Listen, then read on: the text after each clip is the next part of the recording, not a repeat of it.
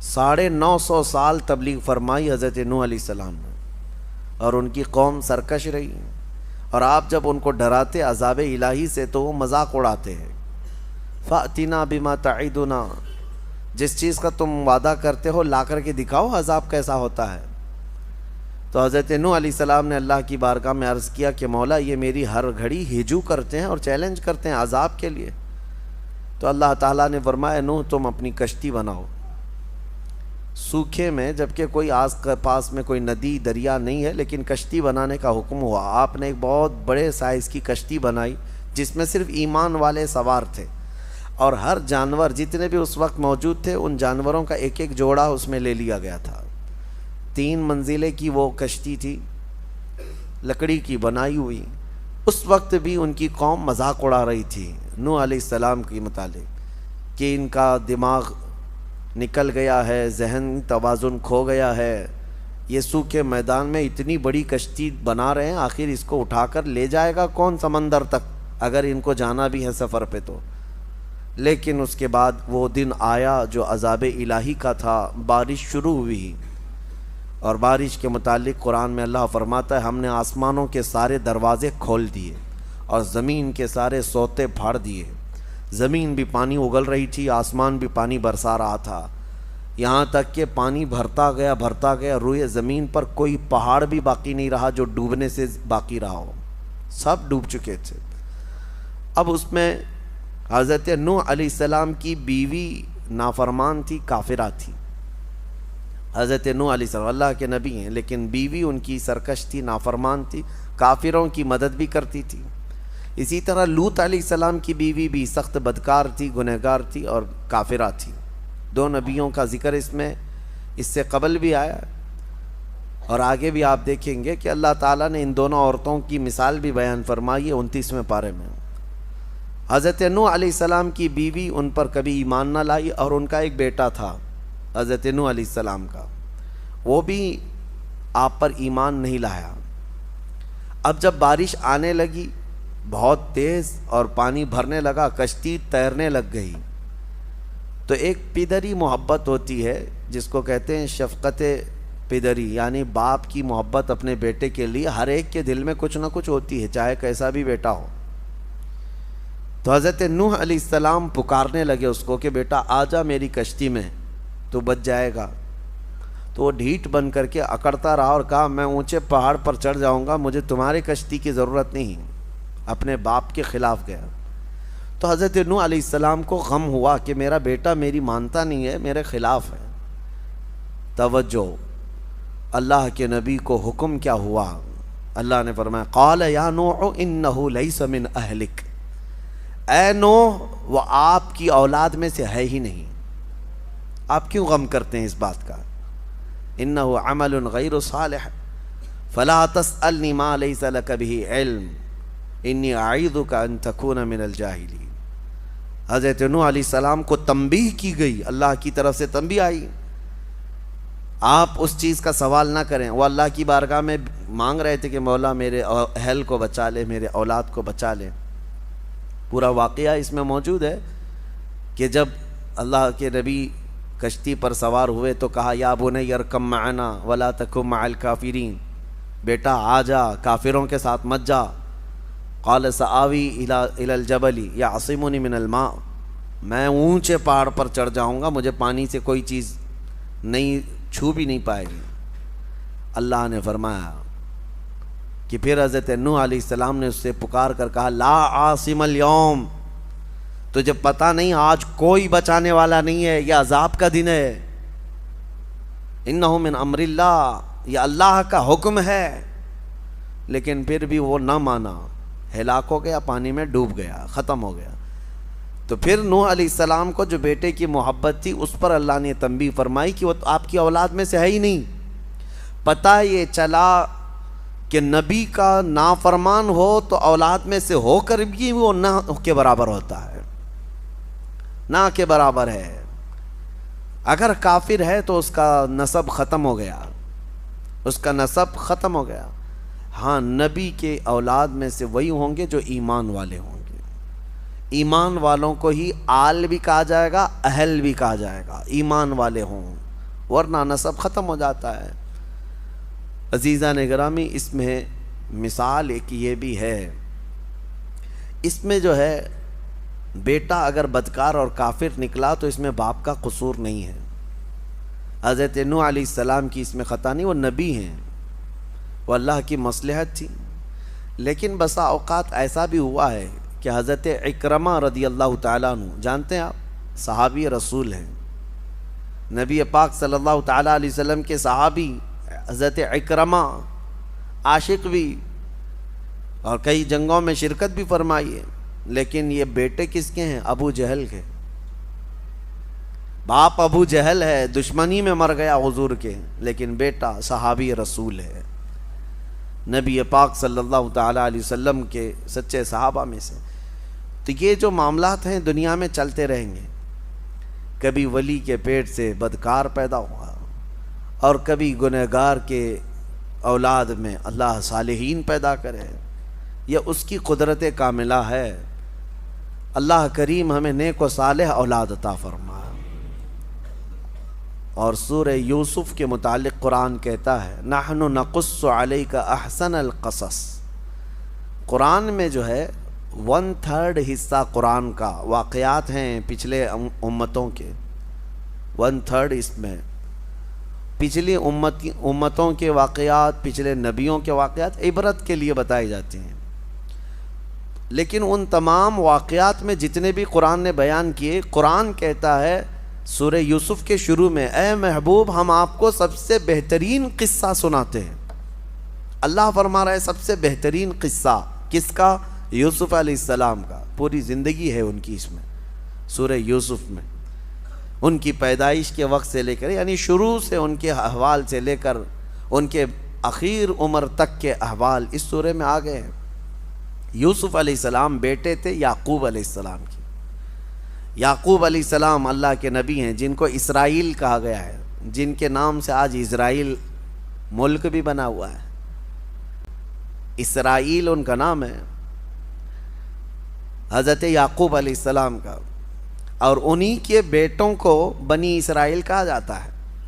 یعقوب علیہ السلام کے ٹوٹل 12 بیٹے ہیں، جس میں حضرت یوسف علیہ السلام 11ویں نمبر پر تھے، 10 بیٹے اور تھے، 11ویں نمبر پر حضرت یوسف علیہ السلام تھے۔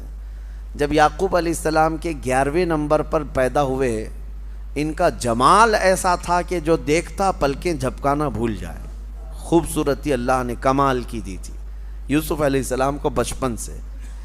اور جب باپ کا چھوٹا بیٹا وہ عزیز بھی ہوتا ہے، عام طور پر فطرت بھی ہے، اور یوسف علیہ السلام اخلاق میں بھی اور صورت میں سیرت میں بہت اعلیٰ تھے، باپ کے بہت قریب رہنے لگے۔ یعقوب علیہ السلام ہمیشہ یوسف علیہ السلام کو لے کر چلتے تھے۔ تو ایک دن یوسف علیہ السلام نے خواب دیکھا، اور وہ خواب سے ہی یہ سورہ شروع ہو رہا ہے۔ میں آپ کو بتاتا ہوں میرے عزیزو، اللہ جس کو سب سے بہترین قصہ کہہ رہا ہے، یہ قصہ اپنے بچوں کو سنانا سب سے بہتر ہے۔ قرآن کا قصہ، قرآن کا واقعہ، اور کہاں لوگ آج چور پولیس کی کہانیاں، گڈے گڑیا کی کہانیاں، اور پتہ نہیں جل پری ہور پری کی کہانیاں، جھوٹ پر مبنی کہانیوں سے بچوں کی پرورش میں کچھ فرق نہیں ہے۔ ہاں، ان کو سچے واقعات جو انبیاء کرام کے ہیں یہ سنائیں۔ اسلامی تاریخ یہی رہی ہے، سیرت بھی یاد ہو جائے گی، تاریخ بھی یاد ہو جائے گی، اور ایمان بھی پختہ ہو جائے گا۔ ہر باپ اپنے بچوں کو، یا بڑی عمر کے لوگ جو گھروں میں ہیں، وہ جو کہانیاں سنائے کرتے تھے بچوں کو، سب سے بہتر ہے کہ وہ قرآن کے ان واقعات کو سنائیں۔ اللہ جس کو فرما رہا ہے سب سے بہترین قصہ۔ یوسف علیہ السلام بچپن میں خواب دیکھتے ہیں، اور اس خواب کا ذکر اپنے باپ سے کرتے ہیں۔ انی رأیت 11 کوکبا والشمس والقمر رأیتہم لی ساجدین، کہتے ہیں اے ابا جان، میں نے رات میں خواب دیکھا ہے کہ 11 ستارے، 11 تارے اور ایک چاند اور ایک سورج مجھے سجدہ کر رہے ہیں۔ کون کہا؟ یوسف علیہ السلام۔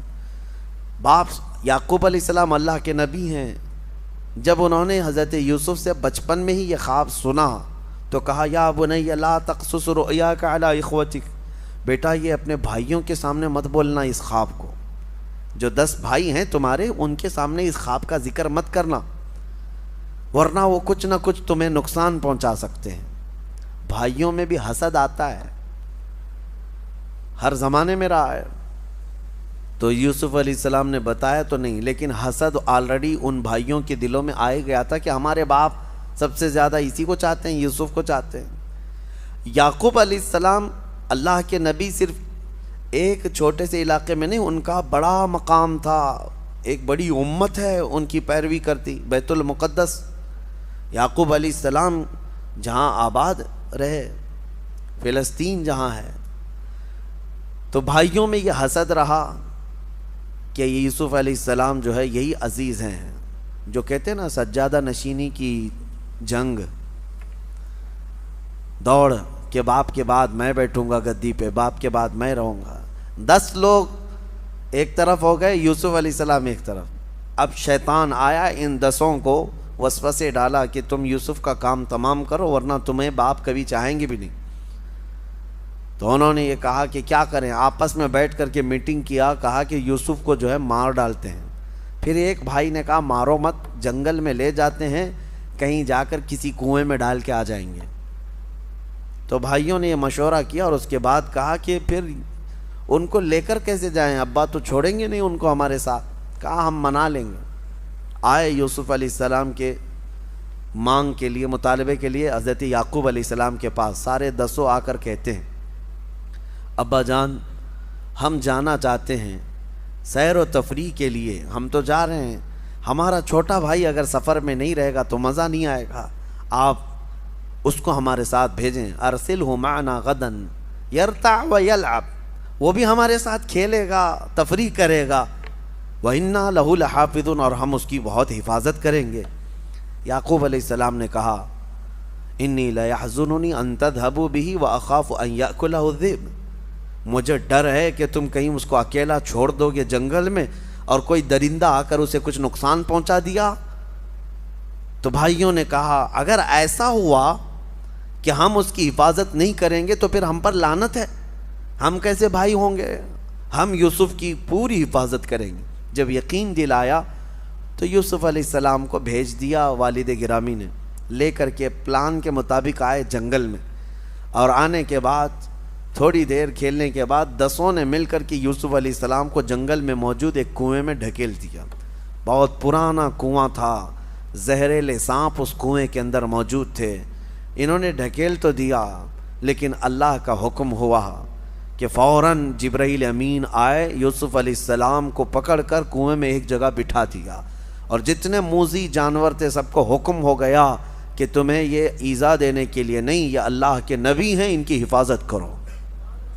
کوئی ایک سانپ نے بھی ٹچ نہیں کیا۔ ہاں، موذی جانور اللہ کے نبیوں کو ایذا نہیں دیتے۔ یوسف علیہ السلام کو جو نبوت ملی وہ اسی کنویں میں ملی۔ چھوٹی عمر میں جن لوگوں کو نبوت دی گئی ہے وہ 3 نبیوں کا ذکر آتا ہے۔ ایک حضرت یوسف علیہ السلام جو کنویں میں ان کو نبوت ملی، دوسرے حضرت یحییٰ علیہ السلام بچپن میں ہی، اور تیسرے عیسیٰ علیہ السلام پیدا ہوتے ہی نبی بن کر کے آئے۔ یعنی یہ ظاہری دنیا میں جو کم عمر میں جن کی نبوت ہوئی، ورنہ نبوت کے متعلق میرے آقا صلی اللہ علیہ وسلم سے پہلے کسی کی نبوت نہیں۔ ہاں، وہ اس وقت بھی نبی تھے جب آدم علیہ السلام پیدا بھی نہیں ہوئے تھے۔ اب کنویں میں ڈھکیل دیا، واپس آ کر کے جنگل میں پلان کرنے لگ گئے کہ اب کیا کریں گے۔ تو انہوں نے ایک بھیڑیے کو پکڑ کر کے اس کو کاٹ دیا، کاٹ کر اس کا خون، یوسف علیہ السلام کا جبہ نکال کر اس کو خون لگا دیا جگہ جگہ۔ یوسف علیہ السلام کو دھکیلنے سے پہلے ان کا جبہ اتار لیا ہوگا، اس کو خون لگا دیا، اور اس کے بعد رات کو روتے دھوتے اپنے گھر آئے اپنے باپ کے پاس۔ وَجَاءُوا عَلَىٰ قَمِيصِهِ بِدَمٍ كَذِبٍ، جھوٹے خون کے ساتھ آئے باپ کے پاس، اور پھر رونے لگے۔ قالوا یا ابانا انا ذهبنا ونستبق وتركنا يوسف عند متاعنا فاكله الذئب، ابا جان ہم کھیل رہے تھے، ہمارے سامان کے پاس یوسف کو بٹھائے تھے ہم، اور ہم کھیل میں مصروف تھے، اچانک ایک بھیڑیا آیا اور یوسف کو کھا گیا، لے چلا گیا۔ آپ کو یقین نہیں آئے گا، وما انت بمؤمن لنا، آپ ہم پر یقین نہیں کریں گے، ہمیں پتہ ہے، لیکن دیکھیے یہ ہم جبہ لے آئے ہیں، وَجَاءُوا عَلَىٰ قَمِيصِهِ بِدَمٍ كَذِبٍ، یہ خون لگا ہوا ان کا قمیص ہے یوسف علیہ السلام۔ تو حضرت یعقوب علیہ السلام کہنے لگے مجھے پہلے سے معلوم تھا کہ اس طرح کا حادثہ ہو جائے گا، واللہ المستعان، اب اللہ ہی مددگار ہے، فصبر جمیل، صبر سب سے بہتر ہے۔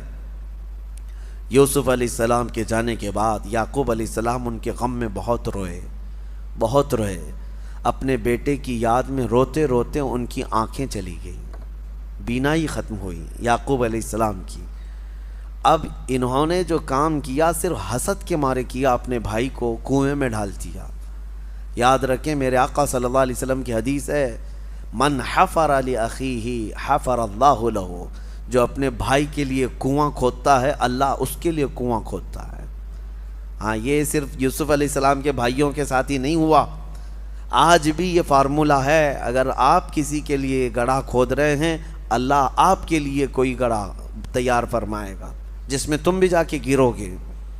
کسی مسلمان کو پھنسانے کی کوشش کرنا یہ گڑھا کھودنا ہے، کسی مسلمان کو کہیں گرانے کی کوشش کرنا یہ اس کے لیے گڑھا کھودنے کی طرح ہے۔ یہ فارمولہ آج بھی چلے گا اور قیامت تک چلے گا کہ جو اپنے بھائی کے لیے گڑھا کھودتا ہے اللہ اس کے لیے گڑھا تیار فرماتا ہے۔ اب یہ آئے حضرت یعقوب علیہ السلام نے یہ کام کس کے لیے کیے تھے؟ کس لیے کیے تھے کہ یوسف ہٹ جائے گا تو ہم باپ کے قریب ہو جائیں گے۔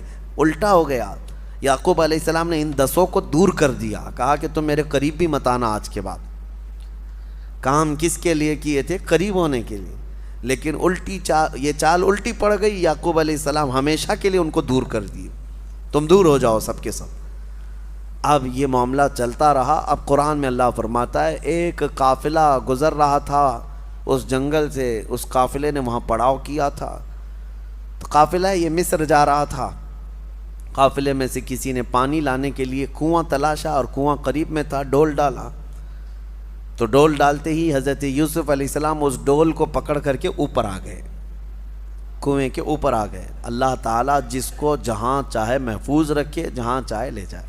میں آپ کو یوسف علیہ السلام کا یہ واقعہ بتاتا ہوں، ان کا سفر دیکھیں کہاں سے شروع ہوا، کہاں سے شروع ہوا۔ حاسدین کے شکار ہوتے رہے لیکن سفر بڑا لمبا ہے یوسف علیہ السلام کا۔ اس کے بعد اس قافلے والوں نے جب دیکھا حسین و جمیل خوبصورت بچہ ہمارے پاس آیا ہے، تو لے کر کے قافلے کے امیر کے پاس لائے، کہا کہ یہ تو فرشتہ معلوم ہوتا ہے۔ ظاہر سی بات ہے وہ حسن و جمال ان کا ایسا تھا کہ کوئی انسان ان کی طرح دکھتا نہیں تھا، بہت حسین و جمیل۔ کہا یہ فرشتہ معلوم ہوتا ہے۔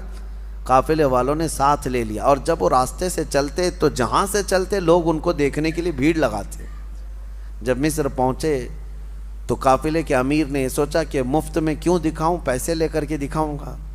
اس نے ریٹ لگایا، روزانہ جس کو بھی دیکھنا ہے یوسف کو 1 درہم دے گا اور دیکھ کر کے جائے۔ دوپہر کے بعد 10 درہم لینے لگا، شام کے بعد 100 درہم لینے لگا۔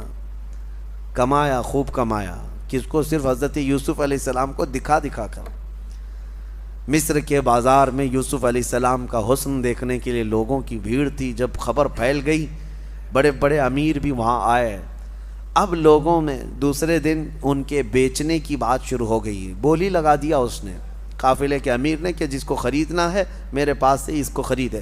بڑے بڑے پیسے والے یہ چاہتے تھے کہ یہ خرید کر کے اس نوجوان کو ہم اپنے پاس رکھ لیں۔ اور عزیز مصر، اس وقت جو مصر کا حاکم تھا اس کو عزیز مصر کہا جاتا ہے، اس کی بیوی زلیخا، تاریخ میں ان کا نام موجود ہے، عزیز مصر کی بیوی زلیخا، یہ دیکھتے ہی اس قدر فدا ہو گئی کہ یہ نوجوان کو لے کر کے چلیں۔ عزیز مصر نے بہت بڑی قیمت دے کر کے یوسف علیہ السلام کو خرید لیا، اپنی بیوی کی وجہ سے لے کر کے آیا، اپنے گھر پر رکھا۔ یوسف علیہ السلام کا سفر دیکھیں کہاں سے شروع ہوا ہے، ان کے گھر سے، ان کے باپ کے گھر سے، ان کے بھائیوں کے حسد کے شکار ہوئے ہیں، اور قافلے وہاں جا کر کے کنویں میں گرا دیے گئے، کنویں سے نکالے گئے، قافلے کے ہاں چڑھ گئے، قافلے میں آئے، بازار میں بک گئے، بازار سے آئے عزیز مصر کے گھر میں پہنچ گئے۔ عزیز مصر کے گھر میں آئے تو ایک بات پھیل گئی شہر میں کہ زلیخا جو ہے ایک نوجوان کی عاشق ہو گئی ہے، فدا ہو گئی۔ یہ باتیں عورتوں میں بہت پھیلنے لگیں، تو زلیخا نے کیا کیا کہ ان عورتوں نے دیکھا نہیں یوسف کو، اس لیے اس طرح کی باتیں بنا رہی ہیں۔ سب عورتوں کو ایک دن دعوت میں بلایا اور کہا آ جاؤ میں تمہیں یوسف دکھاتی ہوں، لیکن سب کو جمع کر کے سب کے ہاتھوں میں ایک لیمو اور ایک چاقو دی تیز، کہ جب میں کہوں تو کاٹ دینا۔ تو پھر سب عورتوں کے ہاتھ میں، جب اس شہر کی سب رئیس عورتیں بیٹھی تھیں، حضرت یوسف علیہ السلام کو اچھے لباس کے ساتھ سجا کر کے زلیخا لے آتی ہے، عورتیں انہیں دیکھنے میں مصروف ہیں۔ حکم ہوا زلیخا کا کہ لیمو کاٹ دیں۔ عورتیں دیکھتے دیکھتے ایسی ماہ ہو گئی کہ ان کے ہاتھوں سے لیمو گر گیا اور چاروں انگلیاں کٹ گئیں، تیز چاقو تھی، سب کی انگلیاں کٹ گئی۔ پتہ یہ چلا کہ انسان کبھی اتنا مدہوش ہوتا ہے کہ اس کو کٹنے کا احساس نہیں ہوتا۔ اسی لیے امام اعظم نے فرمایا ہے کہ یوسف علیہ السلام کا حسن دیکھتے ہوئے عورتوں کی انگلیاں کٹ گئیں، انہیں پتہ نہیں چلا۔ انشاءاللہ موت کے وقت ہم جمال مصطفیٰ دیکھ رہے ہوں گے اور ہمیں روح نکالنے کا درد نہیں ہوگا۔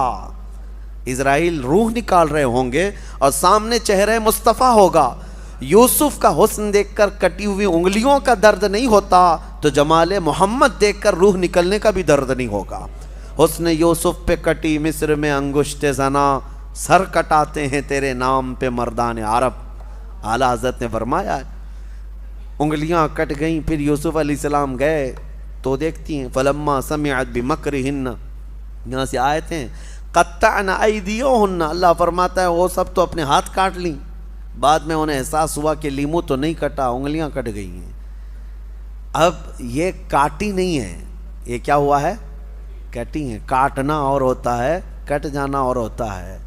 نبی پاک صلی اللہ تعالیٰ علیہ وسلم کے عاشق حضور کو دیکھ کر کے نہیں بلکہ صرف حضور کے نام پر اپنی انگلیاں نہیں بلکہ گردن بھی کٹا دیتے ہیں۔ ہاں، ادیب لائل پوری نے بہت اچھے انداز میں فرمایا، جو ان کی ایک طویل بحر والی نعت ہے عشق کے رنگ میں جب رنگ جائیں افکار، اس میں انہوں نے کہا ایک شہنشاہ نے بخشے ہیں سمرقند و بخارا کسی محبوب کے رخسار کے تل پر، مگر اے سید عالی تیری ناموس تیری عظمت پر۔ یعنی بادشاہ تھا۔ سمرقند اور بخارا جو ہے دو شہر ہیں، یہ آج ازبکستان میں ہیں، سمرقند اور بخارا۔ یہ شہر جو ہے بادشاہ نے اپنی محبوبہ کو گفٹ میں دیے تھے، دو شہر دے دیے تھے گفٹ میں۔ کیوں؟ اس کی محبوبہ کے رخسار پر، گال پر ایک تل، ایک نشان تھا اور وہ بادشاہ کو بڑا پسند تھا۔ وہ تل کے نشان پر اس نے دو شہر قربان کیے، گفٹ میں دے دیے۔ تو شاعر نے بہت اچھے انداز میں کہا ہے ایک شہنشاہ نے بخشے ہیں سمرقند و بخارا کسی محبوب کے رخسار کے تل پر، مگر اے سید عالی تیری ناموس تیری عظمت پر، ایک نہیں لاکھوں ہیں قربان گئے عشق کے ہر کوچے و بازار میں، سر اپنا لیے کرنے کو نثار۔ ایک نہیں لاکھوں ہیں ہر کوچے ہر بازار میں، اور نبی پاک صلی اللہ تعالیٰ علیہ وسلم پر اپنی جان فدا کرنے کو تیار ہیں۔ بہرحال سورہ یوسف میں ہم الگ نہ جائیں، لیکن مزہ ہمارا اس وقت تک کمپلیٹ نہ ہو جب نام مصطفیٰ نہ آئے۔ حضور پاک صلی اللہ تعالیٰ علیہ وسلم کا ذکر تو ہوگا ہی، اسی لیے علامہ نظمی نے فرمایا آغاز سے اخیر تک قرآن ہے نعت مصطفیٰ، محبوب کے بیان کا کیسا انوکھا ڈھنگ ہے۔ بہرحال یوسف علیہ السلام وہاں رہتے رہے عزیز مصر کے گھر، لیکن ہوا یہ کہ ایک دن زلیخا نے یوسف علیہ السلام پر الزام لگا دیا کہ میرے ساتھ یہ غلط کرنا چاہ رہے تھے۔ یوسف علیہ السلام پاک دامن اللہ کے نبی ہیں، اللہ کے نبی کبھی کسی بھی گناہ کے بارے میں سوچ بھی نہیں سکتے۔ مشہور قول ہے، کہا گیا ہے نبی کے دامن میں پیوند تو ہو سکتا ہے دھبا نہیں ہوتا، پیوند تو ہو سکتا ہے لیکن دھبا نہیں ہو سکتا، گناہوں کا دھبا نہیں۔ یوسف علیہ السلام پر جب یہ الزام لگایا زلیخا نے تو عزیز مصر نے جیل میں ڈال دیا یوسف علیہ السلام کو بغیر کسی تحقیق کے۔ وہاں پر ان لوگوں کو نہ جانے کون سی بات تھی، بے گناہ یوسف علیہ السلام قید میں چلے گئے۔ یوسف علیہ السلام جیل میں کتنے دن رہے پتہ ہے؟ یہاں تو بڑے سے بڑا قلم جب لگ جاتا ہے تب بھی جو ہے بیل ہو جاتی ہے، لیکن یوسف علیہ السلام 7 سال پہلے رہے. یہ تو یہاں پر عمر قید کی سزا ہے، اس کے بعد پھر 7 سال بڑھا دیے گئے. 14 سال یوسف علیہ السلام جیل میں رہے. 14 سال. کسی کی لائف کا ایک بڑا حصہ جیل میں گزر جائے، وہ بھی بغیر کسی جرم کے. میرے عزیزو، آج بہت سارے ہمارے نوجوان جیلوں میں قید ہیں. میں ان سے کہتا ہوں ہمارے تو گناہ ہیں، ہماری تو خطائیں ہیں. اگر ہم جیلوں میں بند ہو جائیں، بیٹھ جائیں تو صبر کر لینا چاہیے. اس نبی کو دیکھ کر کے جس کا دامن پورا پاک تھا، پھر بھی 14 سال جیل کے اندر بیٹھے رہے. اور اللہ کریم کہاں سے کہاں تک لے جاتا ہے تمہیں اس کا اندازہ بھی نہیں. جیل تک پہنچ گئے یوسف علیہ السلام. باپ کی نگرانی سے نکل کر کے بھائیوں کے ہاتھوں سے کنویں سے نکل کر کے قافلے کے ہاتھ، قافلے سے آ کر بازار میں، بازار سے آ کر عزیز مصر کے گھر میں، عزیز مصر کے گھر سے نکل کر پھر جیل میں 14 سال گزرے. وہاں 2 قیدی اور بھی تھے، انہوں نے خواب دیکھے. یوسف علیہ السلام کا ایک معجزہ ہے، خوابوں کی تعبیر بیان کرتے تھے، سچی تعبیر. تو وہ دونوں قیدی جو ہے انہوں نے ایک بار خواب دیکھا. اس خواب کا بھی ذکر قرآن میں آیا ہے. وقال الآخر انی ارانی اعصر خمرا ودخل معه السجن فتيان قال احدهما انی ارانی اعصر خمرا وقال الآخر انی ارانی احمل فوق رأسی خبزا تأکل الطیر منه. دونوں نے خواب دیکھا تھا. ایک نے دیکھا میں انگور کا رس نچوڑ رہا ہوں، اور دوسرے نے دیکھا میں ایک تھال میں کوئی چیز لے کر جا رہا ہوں، پرندے روٹی جو ہے نوچ کر کھا رہے ہیں. ان کی کیا تعبیر ہے؟ یوسف علیہ السلام نے فرمایا میں تعبیر بتاؤں گا، میرا ایک کام کرنا ہے. اب 14 سال کے بعد عزیز مصر بدل گیا تھا، بادشاہ مصر ختم ہو گیا. وہ پہلے والا جو زلیخا کا شوہر تھا ختم ہو گیا، دوسرا عزیز مصر تھا اس وقت جو تھا مصر کا بادشاہ. یوسف علیہ السلام نے خواب کی تعبیر بتانے سے پہلے کہا میں تعبیر بتاؤں گا، ان میں سے ایک آدمی رہا ہونے والا ہے، آزاد ہونے والا ہے، لیکن وہ جا کر کے بادشاہ کے پاس میرا پیغام پہنچا دے. نہیں، یہ واقعہ جو ہے حضرت یوسف علیہ السلام کے جیل میں جب 7 سال گزرے تب کا. آپ نے تعبیر میں بتایا جس کے سر کے اوپر سے روٹیاں کھا رہے تھے پرندے، اس کو موت کی سزا ہونے والی ہے. اور جس کے خواب میں تو نے دیکھا کہ انگور کا رس نچوڑ رہا ہے، عنقریب تجھے آزادی کا پروانہ ملنے والا ہے. تھوڑے ہی دن کے بعد حکم آیا جیل کا یہی کہ ان میں سے ایک آدمی کو پھانسی کی سزا ہے اور دوسرے کو جو ہے رہائی مل گئی. جو آزاد ہوا وہ چلا گیا، لیکن جانے کے بعد بھول گیا یوسف علیہ السلام کا پیغام وہاں بادشاہ مصر تک پہنچایا بھی نہیں کہ ایک قیدی اندر بغیر کسی جرم کے قید ہے، نہیں بتایا. 7 سال پھر گزر گئے. اب جو بادشاہ مصر تھا اس نے خود خواب دیکھا، وہ بھی خواب کا ذکر اس سورہ میں موجود ہے. وقال الملك انی ارى 7 بقرات سمان یأکلهن 7 عجاف. بادشاہ نے خواب میں یہ دیکھا کہ 7 موٹی تازی بھینسیں ہیں خواب میں، اور 7 سوکھی بھینسیں ہیں، اور 7 ہری گھاس کے اوٹ اور 7 سوکھی ہوئی گھاس کے اوٹ. اور اسے کچھ سمجھ میں نہیں آئے کیا چیزیں. صبح اٹھ کر کے نجومیوں سے پوچھنے لگا اس خواب کی تعبیر کیا ہے. نجومی جو جوتش ہوتے ہیں وہ اٹکل پچھو مارتے رہتے ہیں، یہ بھی ہو سکتا ہے وہ بھی ہو سکتا ہے، ایگزیکٹ کوئی نہیں بولتا. ہاں، آج ہمارے بھی لوگ صبح اٹھ کر کے راشی دیکھنے پہ بیٹھے رہتے ہیں، اور بہت سارے چینل تو یہی چلا بھی رہے ہیں کہ ان کو روزانہ وہ بتانا رہتا ہے آج شنی یہاں دیکھ رہا ہے، آج شنی وہاں دیکھ رہا ہے، اور ان کو خود پتہ نہیں ان کا شنی کہاں دیکھ رہا ہے. اور بہت سارے لوگ اس پر ایسا بلیو کر کے چلتے ہیں. ہاں، میں نے دیکھا ایک صاحب راستے میں آدھا سفر کر کے واپس بھاگ رہے تھے کار چلاتے ہوئے. ہماری ملاقات ہوئی، کیوں پھر واپس کیوں جا رہے ہیں؟ کہا یہ جو شرٹ ہے نا، لال شرٹ، منع کیا گیا آج لال شرٹ مجھے نہیں پہننا ہے، ہمارے گرو نے آج منع کیا اس لیے کھولنے جا رہا ہوں. کہا ہوگا کیا؟ کہا نہیں، انہوں نے کہا ہے کہ آج تمہیں یہ کپڑا نہیں پہننا ہے. یہ تمام چیزوں پر چلتے رہتے ہیں. خوابوں کی تعبیر کا علم یہ اہل حق کو اللہ تعالیٰ نے عطا فرمایا، اور نبوت کا حصہ ہے یہ خوابوں کو، مومن کے سچے خواب. یوسف علیہ السلام جیل میں رہے. بادشاہ نے جب یہ خواب بتایا تو کوئی نجومی بتا نہیں سکا. اس کے دربار میں وہ جیل سے چھوٹا ہوا قیدی موجود تھا جس کی خواب کی تعبیر یوسف علیہ السلام نے بتائی تھی 7 سال پہلے۔ اس نے کہا کہ میں قیدی ایک ایسے شخص کو جانتا ہوں جیل میں جو ناحق قید میں ہے اور وہ خوابوں کی سچی سچی تعبیر بتاتا ہے۔ یوسف علیہ السلام کے پاس بادشاہ نے بھیجا، جاؤ اس سے خوابوں کی تعبیر پوچھ کے آؤ۔ افتنا فی 7 بقرات۔ یوسف علیہ السلام کے پاس جا کر کے لوگوں نے پوچھا ہمارے بادشاہ نے ایسا ایسا خواب دیکھا۔ یوسف علیہ السلام نے فرمایا مجھے یہاں سے آزاد کرو، میں خواب کی تعبیر بتاتا ہوں۔ بادشاہ نے بڑے اعزاز کے ساتھ طلب کیا، آپ نے بتایا تیرے خواب کی تعبیر یہ ہے کہ اب تیرے ملک میں 7 سال خوشحالی کے آئیں گے، بہت غلہ اناج سب ہوگا۔ اس کے اچانک 7 سال کے بعد والے جو 7 سال ہوں گے بہت سوکھا پڑ جائے گا، لوگ کنگال ہوں گے، مفلس ہو جائیں گے، یہاں تک کہ ان کا سارا سامان بک جائے گا، لوگ بھی اپنے آپ کو بیچ دیں گے، تو کروں کیا؟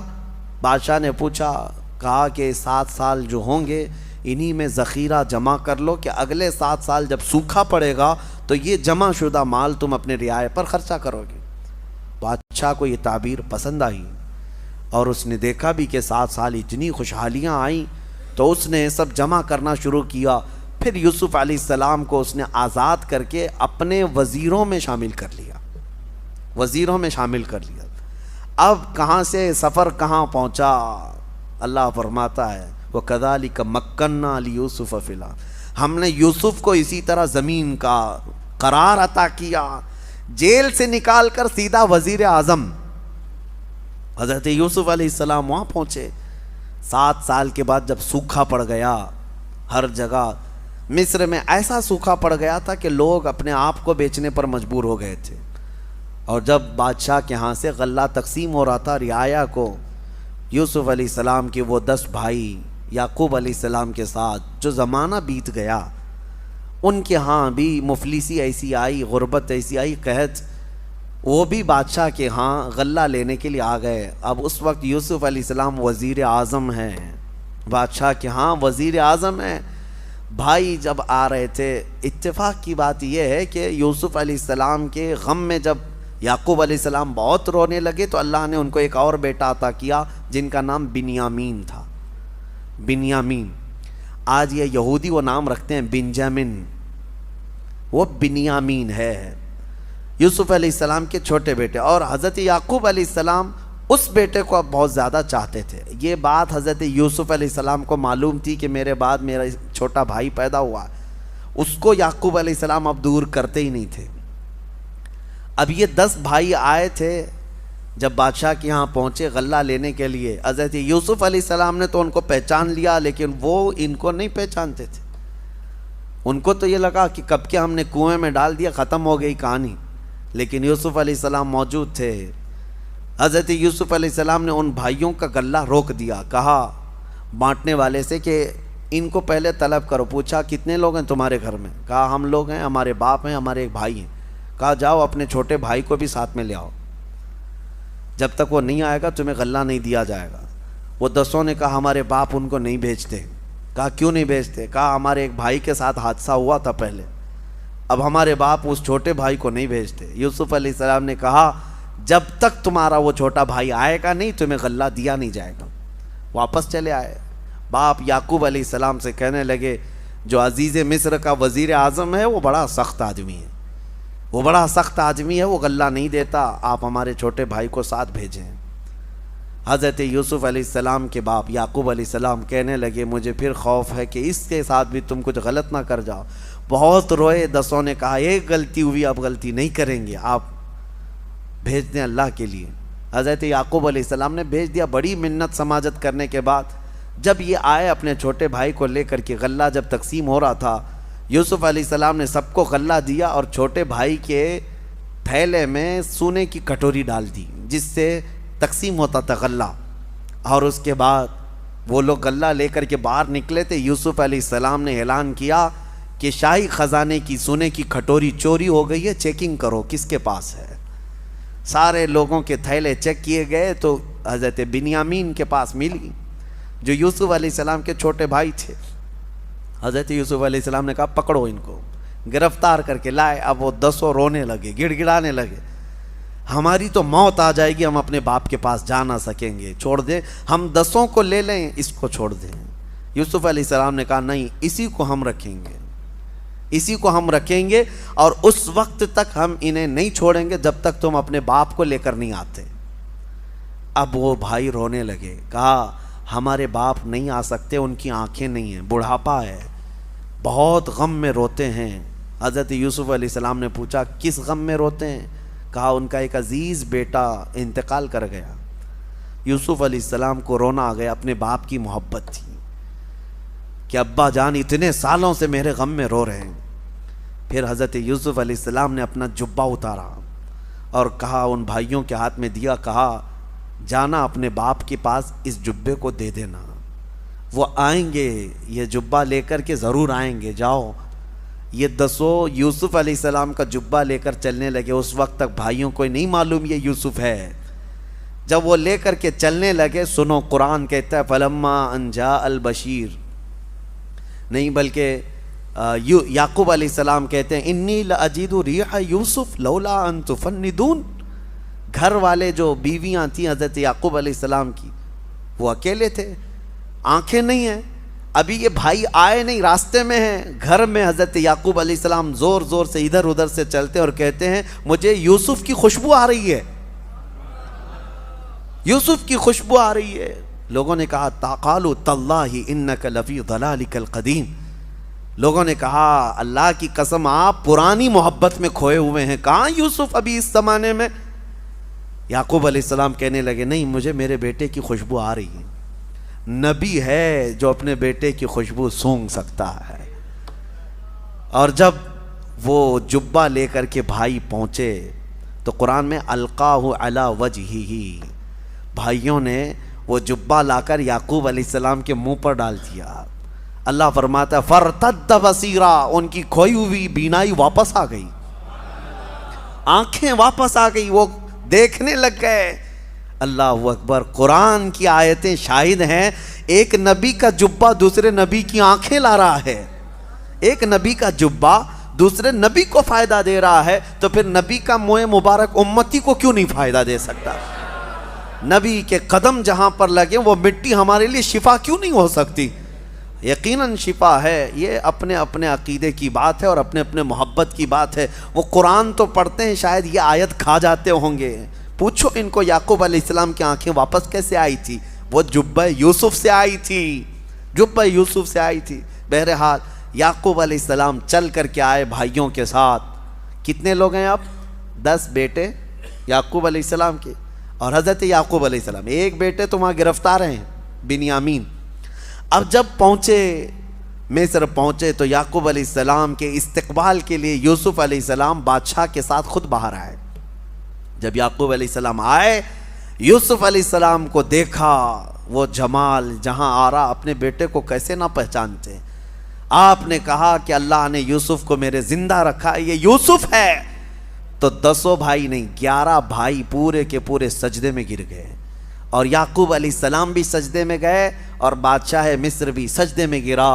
اور اس کے بعد یہ سجدہ تعظیم کا سجدہ تھا یوسف علیہ السلام کے لیے، وہ اللہ کے رسول ہیں۔ جب سجدے سے اٹھے تو یعقوب علیہ السلام نے کہا بیٹا، بچپن میں جو تو نے خواب دیکھا تھا اس خواب کی تعبیر یہی ہے، تو نے دیکھا تھا کہ 11 تارے مجھے سجدہ کر رہے ہیں، وہ 11 تارے یہ تیرے بھائی ہیں، انہیں آج تو معاف کر دے۔ اور جو چاند تو نے دیکھا تھا وہ عزیز مصر ہے، اور سورج جو تجھے سجدہ کر رہا تھا وہ اللہ کا نبی یعقوب ہے۔ یہ یوسف علیہ السلام کے بچپن کے خواب کی تعبیر یہاں مکمل ہوئی۔ پھر یوسف علیہ السلام نے اپنے بھائیوں کو معاف کر دیا، کہا لا تثریب علیکم اليوم، آج تمہاری پکڑ نہیں ہوگی، اللہ تمہیں معاف کرے گا۔ حکیم الامت احمد یار خان نعیمی رحمۃ اللہ علیہ فرماتے ہیں وہ نبی کو تکلیف دیے تھے، اور نبی کو تکلیف دینے والا معاف نہیں ہوتا۔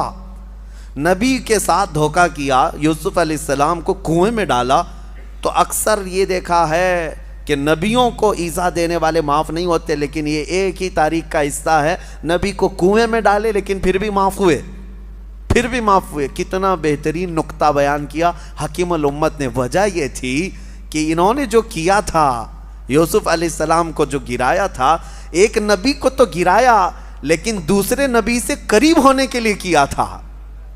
یعقوب علیہ السلام سے قریب ہونا تھا. یہ ان کی خطا بھی کس کے لیے تھی؟ بھائیوں کی یہ جو خطا تھی اپنے بھائی کے ساتھ، وہ یعقوب علیہ السلام وہ بھی اللہ کے نبی ہیں، ایک نبی سے قریب ہونے کے لیے یہاں خطا ہوئی. فرمایا گیا نبی سے قریب ہونے کے لیے جو خطا ہوئی وہ اللہ کے ہاں معاف کر دی جائے.